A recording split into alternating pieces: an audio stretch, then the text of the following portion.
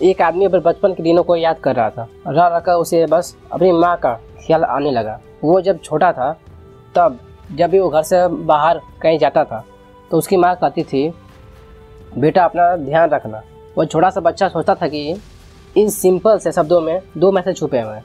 पहला कि ये दुनिया सेफ नहीं है, डेंजरस है, और दूसरा तुम इसे हैंडल नहीं कर पाओगे। लेकिन उस वक्त वो आदमी एक नादान बच्चा होने के कारण कभी इसका सही मीनिंग समझ ही नहीं पाया। उसकी माँ सिर्फ इस बात से चिंतित थी कि अगर उसके बेटे को कुछ हो जाता है तो वो उसकी रक्षा करने के लिए वहाँ मौजूद नहीं होगी। इस तरह से कई साल बीत गए। बच्चा बड़ा हो गया था, लेकिन जब भी बाहर जाते समय उसकी माँ उसे कहती, बेटा सावधान रहना, अपना ख्याल रखना। बड़े और मेच्योर होने के बाद जाकर वो अपनी माँ की बातों की गहराई को समझ पाया। असल में वो ये कहना चाहती थी कि अगर उसके साथ कुछ बुरा हो जाता है तो वो खुद को संभाल नहीं पाएंगी और टूट जाएंगी। एक दिन उसकी माँ बहुत बीमार हो गई। उन्हें तुरंत एडमिट करवाया गया।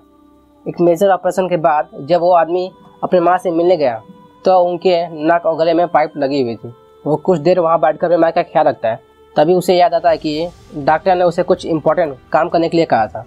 तो वो अपनी माँ की ओर झुकता है और माँ के कानों में धीरे से कहता है, माँ मुझे कुछ इम्पोर्टेंट काम है, मैं अभी वापस आता हूँ। दरवाजे के पास पहुँचने पर उसे एक धीमी सी आवाज़ सुनाई दी, अपना ध्यान रखना बेटा। ये सुनकर उसका दिल भर आया और उसकी आंखों से आंसू छलक आए।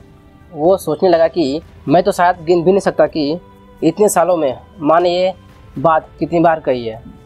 डर सबको लगता है, किसी को खोने का डर, फेलियर का डर, लोग क्या कहेंगे उसका डर, जो हम करना चाहते हैं वो नहीं हुआ तो हमारा क्या होगा, अच्छा करियर बनाने का डर।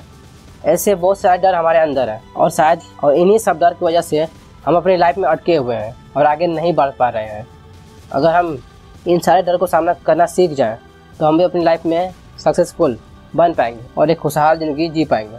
तो इस वीडियो में हम ऐसे 4 स्टेप्स जानेंगे जिसे हम अपनी लाइफ में अप्लाई करके अपने सारे डरों का सामना करना सीख पाएंगे।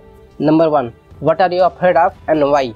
डर ही वो कारण है जिसकी वजह से हम उस खुशियों का एक्सपीरियंस नहीं कर पाते जिसकी तलाश में हम लगे हुए हैं। ज़िंदगी अपने प्लेट में हमें क्या कुछ सर्व करती है उस पर हमारा कोई कंट्रोल नहीं है, लेकिन अगर कोई दर्दनाक एक्सपीरियंस हुआ तो उसे हम सहने लायक तो बना ही सकते हैं। तो आइए पहले डर को समझते हैं। डर के 3 लेवल होते हैं। लेवल 1 वो चीज़ें जो सच में होती हैं और जिसके लिए हमें एक्शन लेने की ज़रूरत है। लेवल 2 में ईगो जैसे इमोशन शामिल होते हैं, जैसे रिजेक्शन, फेलियर, इमेज खराब होने का डर। और लेवल 3 में है सबसे बड़ा डर, जिसमें ये सोच आ जाती है कि मैं इसे हैंडल नहीं कर सकता।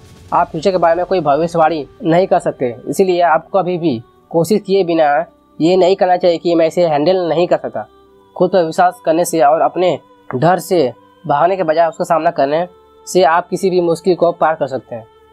Number 2, can't you make it go away. एक औरत थी जिसका हाल ही में तलाक हुआ था। तलाक होने से पहले वो हर चीज़ के लिए अपने पति पर डिपेंड थी। तलाक होने के बाद उस औरत के पास नई चीज़ों को सीखने के अलावा कोई चारा नहीं था। उसे काम करने का कोई एक्सपीरियंस नहीं था और ना ही उसे बाहर निकलकर कभी दुनिया का सामना करने की ज़रूरत पड़ी थी। वो बहुत डरी हुई थी, लेकिन उसने चीज़ों को बीच में नहीं छोड़ा। वो नई चीज़ें सीखने लगी। इस वजह से धीरे धीरे उसमें सेल्फ कॉन्फिडेंस डेवलप होने लगा। हर दिन उसने कुछ नया सीखा। अपने दम पर प्रॉब्लम को हैंडल करने की एबिलिटी ने उसके डर को कम करना शुरू कर दिया। लेकिन जब भी वो कुछ नया एक्सपीरियंस करती तो वो डर लौट आता। लेकिन उसकी खासियत यह थी कि वो अपने डर से डर कर पीछे कभी नहीं हटी, क्योंकि वो जानती थी कि जब तक वो भागना बंद नहीं करेगी तब तक वो डर उसे भगाना बंद नहीं करेगा। तो उसने सोचा कि अगर किसी को भगाना ही है तो क्यों ना डर को भगाया जाए। एक सच जो कभी बदलने वाला नहीं है वो ये है कि जो हमारा डर है ना वो कभी खत्म नहीं होने वाला, लेकिन वो आपकी ज़िंदगी में कितने असर डालेगा आप उसे पूरा कंट्रोल कर सकते हैं। Number 3, whether you want it और not, it's your.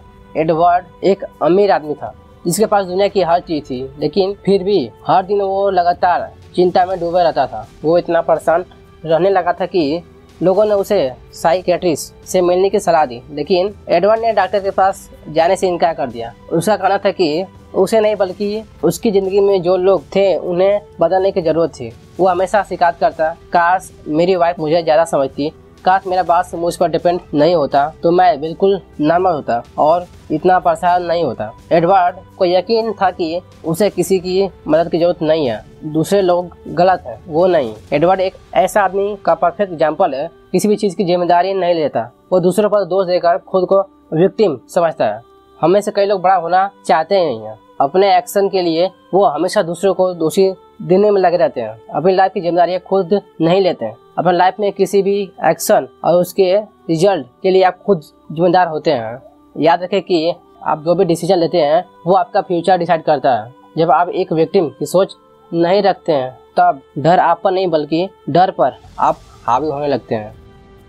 Number 4, how to make no loss decision. Alex एक लॉ स्कूल का स्टूडेंट था जो अपने पिता का बहुत सम्मान करता था, इसलिए उसने उनके रास्ते पर चलने का फैसला किया और लॉ स्कूल में एडमिशन करा लिया। 2 साल तक उसने बहुत अच्छी से ग्रेड है, लेकिन फिर एलेक्स लॉ के प्रोफेशन के बारे में दोबारा सोचने लगा। उसे महसूस हुआ कि वो हमेशा झगड़े और बहस के बीच में नहीं रहना चाहता था, लोगों की मदद करना चाहता था। इसीलिए एलेक्स ने साइकोलॉजिस्ट बनने का फैसला किया। उसके पिता ने करियर बदलने के फैसले से उसे सपोर्ट किया, लेकिन उन्होंने एक शर्त रखी कि वो अपनी पढ़ाई का खर्च खुद उठाएगा। इससे एलेक्स दोबारा सोच में पड़ गया, लेकिन वो अपने फैसले पर अडिग खड़ा रहा। उसने लॉ स्कूल छोड़कर साइकोलॉजी के स्कूल में एडमिशन लिया। लोग उसे कहते कि उसने 2 साल यूं ही बर्बाद कर दिए, लेकिन एलेक्स ने अपनी फीस भरने के लिए पार्ट टाइम काम करना शुरू कर दिया। उसने कड़ी मेहनत की और अच्छी खासी कमाई भी होने लगी थी। उसने फेलोशिप कंप्लीट करने के बाद अंत में एलेक्स को डॉक्टरेट की डिग्री मिली। इसीलिए इस बात पर विश्वास बना रखें कि आप जो भी रास्ता चुनते हैं उसमें आने वाले किसी भी चैलेंज को आप हैंडल कर सकते हैं। और जब भी आपको डर लगे तो खुद से बस इतना कहिए कि मैं इसे हैंडल कर सकता हूँ। इस बात को हमेशा याद रखें कि ट्राई करके फेल होना कभी भी ट्राई ना करने से कहीं ज़्यादा बेहतर होता है।